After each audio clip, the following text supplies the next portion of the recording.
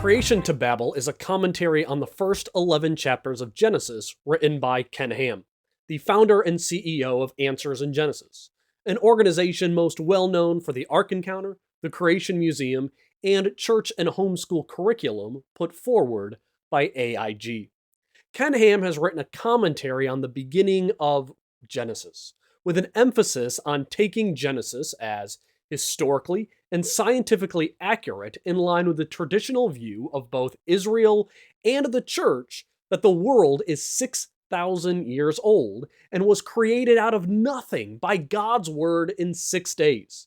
Noah's flood was global, and the nations and languages of the world came into existence at the Tower of Babel. I found this book to be engaging and well written. Ken Ham never pretends to be more than he is, which is something I really appreciate. What I mean by that is he never tried to come across as a Hebrew scholar and was fully willing to lean on the works of others and made it clear when he does. That's kind of refreshing to me. Ken Ham knows what he's great at and trusts others to fill in areas where he needs their assistance. As someone who reads a lot, often I'm reading from authors who don't see the world as thousands of years old, but instead as billions. And they will in some way add into or take away from Genesis 1 through 11 so it aligns better with modern scientific theories. I found it enjoyable as a young earther to read Ken Ham's simple take on Genesis as he took the Bible seriously as it was written. Welcome to Rev Reads, your home for book reviews from the perspective of a pastor. If you're new to the channel and want to discover more surprising and informative books, please subscribe to this channel in order to stay up to date with the most current reviews. If you're a regular to this channel, please like this video and share it on your social media so others can see why we should take the Bible as it is written. A record of history presenting us with a young earth.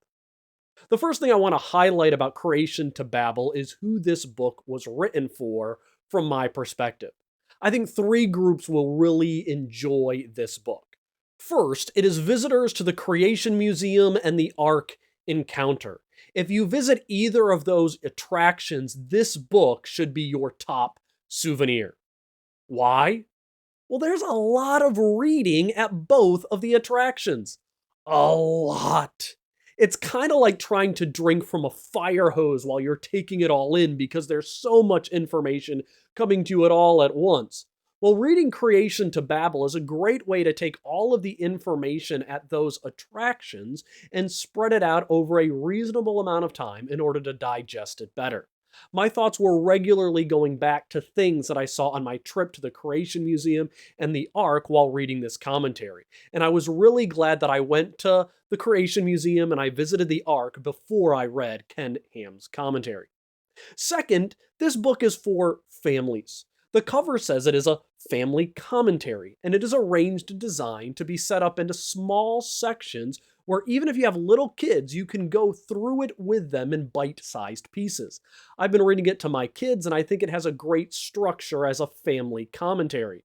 My only problem is that now I want one for Matthew, John, Ephesians, and more. Third, this book is for anyone who would consider themselves a young earther and you are tired of constantly feeling like an outsider. It's just so nice to read a commentary on Genesis where the author confidently writes of 6 literal days in Genesis 1, or Adam and Eve being directly created by God, or a worldwide flood. If you're a young earther who just needs a shot of encouragement in the arm, this is the book for you. My one downside or criticism of the book I'll bring up before my favorite parts, and that is I wish he spent more time on the rainbow. I personally receive a lot of comfort whenever I see a rainbow in the sky following a rain shower. It's one of my favorite promises in the Bible. We have an opportunity to see it so often, and I hate how it's been hijacked in America today, and I was a little disappointed on how short the section was on the rainbow in the book.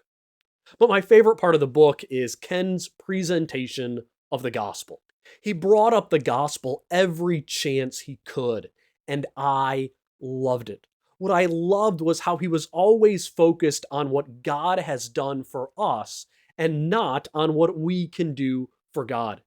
It's easy to forget sometimes that the good news is news. It's news of what the Father planned, the Son accomplished, and the Spirit applies. We place our faith in Jesus and His completed work, not in our commitments, not in our promises to be faithful, or in works we have already done for God. We're saved by faith in Jesus Christ and not by our own works. And Ken kept driving home God's plan to send His Son, the Son's work. Jesus is the only door, the only way of salvation. So for me, my favorite part of the book was Genesis 3:15 and the Proto-Evangelium. That is the first gospel prophecy in the Bible. Ken writes on how we can't cover our own sin. The work of Christ's predetermined death is our only hope. And after writing on how we can't, and then here's what Christ did, he puts this as his conclusion to that section. And for those who have not received the free gift of salvation, God's word tells you, if you confess with your mouth that Jesus is Lord, and believe in your heart that God has raised him from the dead, you will be saved.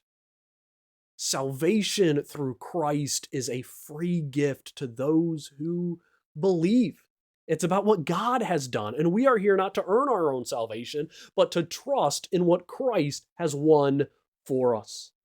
I also appreciated in this book his emphasis on Babel at the end, on the importance of ending racism in the world through an accurate understanding of the Bible.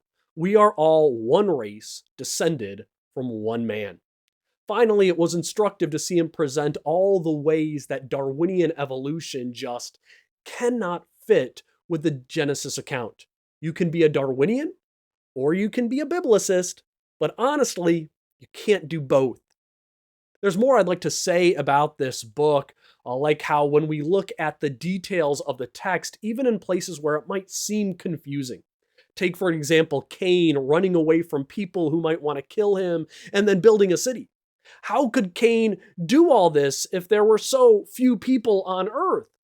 Even questions like that begin to make sense when we take God's word seriously as it is written, which is exactly what Ken Ham does. I recommend Creation to Babel by Ken Ham for all those who want to build upon a biblical worldview.